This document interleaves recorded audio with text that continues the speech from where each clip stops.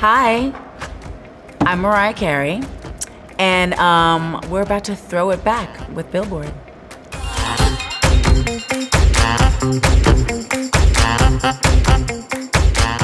Yay!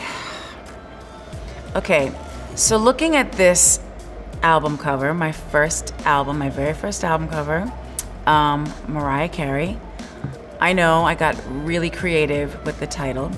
Honestly, I'm looking at like some really bad retouching that they did on my teeth for some reason. I don't know why they did that. It wasn't necessary.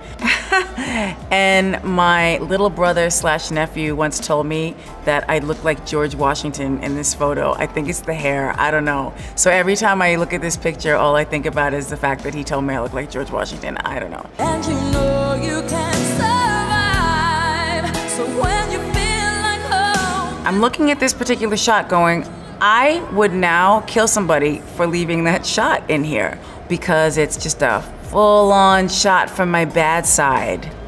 And it's something that I would have definitely removed, but back then they kind of told me everything to do, like told me what to do. But I would love to re-edit this video and this performance, the whole thing.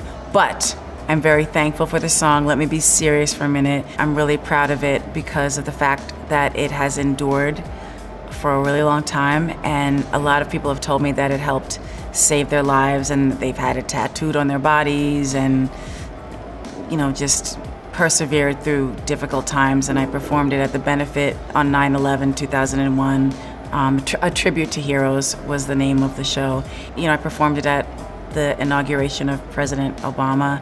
And so as a songwriter, it's a huge deal for me that I have this song. So for me to nitpick the video about my bad side is kind of rude, but I'll give myself a break.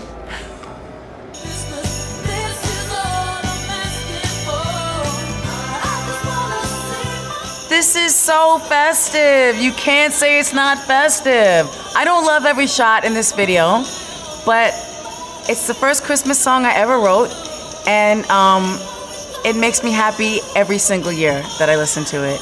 And when people tell me that I'm a part of their holiday celebrations and that I have been part of their holiday memories and that we're gonna continue doing this, and when I meet little kids and they're singing the song to me and they're like 4 years old, it's the most incredible feeling ever.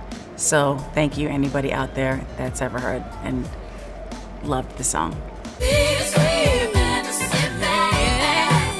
Okay, I rode the roller coaster at Rye Playland like I don't know how many times to do this video. I directed this video actually. I don't know if anybody really knows that or what they know. And then when ODB was there, it was his idea to put on the wig and to like tie up the clown. But I had one of the best times making a video prior to like the next chapter of my life, which was the Butterfly era and Honey and all those videos that followed that.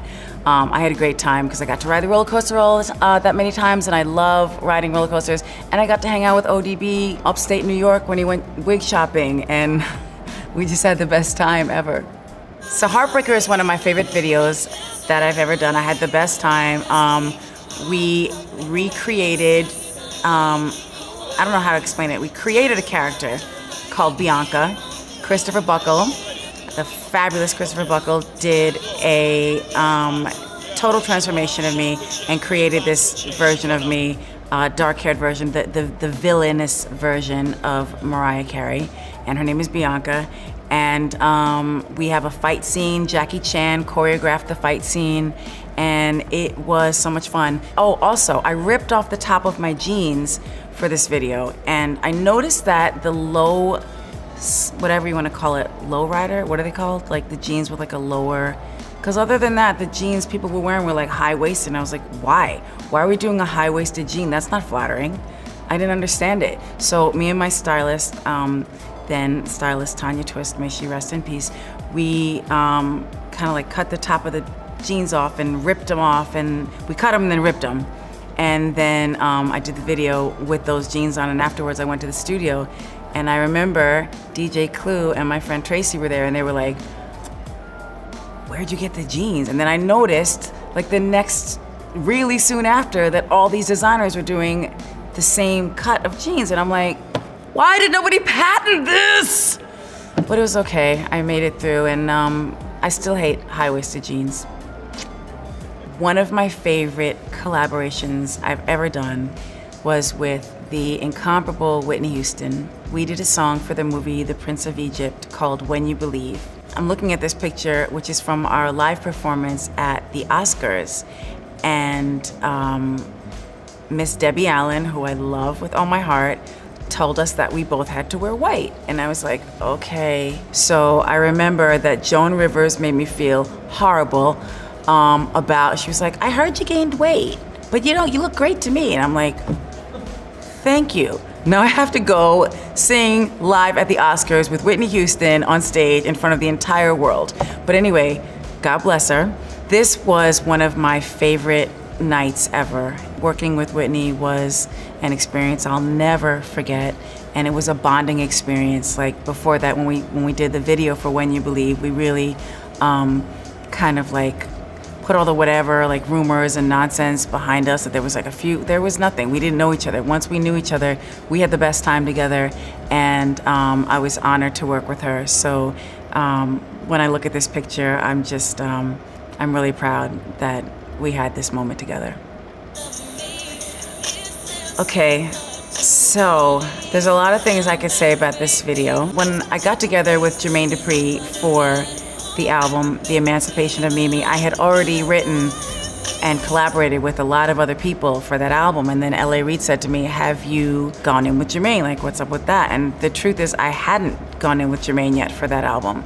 And I had this whole drama with Glitter, and it was like, oh, when is she going to like have a huge comeback, because we can't like her again until it's cool to like her. God forbid you have your own opinion and you just like the album Charm Bracelet, which is one of my personal favorites. But anyway, when we wrote this song, it was the most focused writing session we ever had together. I was like listening to The Rough all the way home on the airplane, and I was like, there is something special about this song. And then it became, I think, the #1 song of the decade for the early 2000s on the Billboard charts.